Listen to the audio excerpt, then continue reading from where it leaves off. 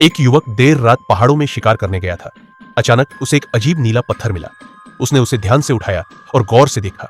उसने उस पर फूंक मारी, लेकिन कुछ खास नहीं हुआ।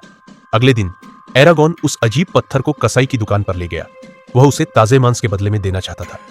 दुकान का मालिक नीले पत्थर को ध्यान से देखने लगा। उसे लगा एरागोन ने यह कहीं से चुराया है।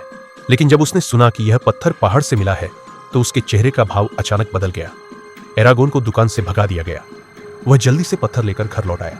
उसने पत्थर को जमीन पर रखा और जिज्ञासा से उस पर हाथ से थपथपाया। तभी उसे महसूस हुआ कि पत्थर खोखला है। एरागोन को लगा कि यह कोई साधारण पत्थर नहीं है, लेकिन उसे जरा भी अंदाजा नहीं था कि अगले ही दिन वह पत्थर खुद हिलने लगेगा। ऐसा लग रहा था जैसे उसके अंदर कुछ जिंदा चीज बाहर निकलने की कोशिश कर रही हो। एरागोन हैरान होकर पत्थर को देखता रहा। अगले ही पल नीले रंग का एक छोटा सा ड्रैगन उस खोल को तोड़कर बाहर निकल आया। तभी एरागोन को समझ आया कि यह कोई पत्थर नहीं, बल्कि एक ड्रैगन का अंडा था।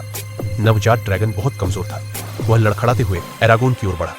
एरागोन ने उस प्यारे से बच्चे को बड़े प्यार से संभाला, लेकिन उसे यह नहीं पता था कि यही चीज उसकी बर्बादी का कारण बनेगी। एरागोन ने उत्सुकता से ड्रैगन को छूने के लिए हाथ बढ़ाया, पर उसी पल अचानक उसे तेज दर्द महसूस हुआ।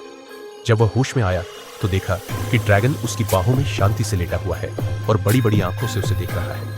तभी एरागोन की हथेली में तेज चुभन हुई। उसने हाथ खोला तो देखा कि वहां एक रहस्यमयी निशान बन गया था।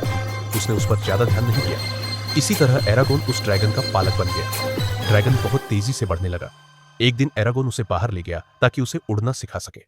थोड़ी ही देर में उसकी मदद से ड्रैगन सफलतापूर्वक उड़ने लगा।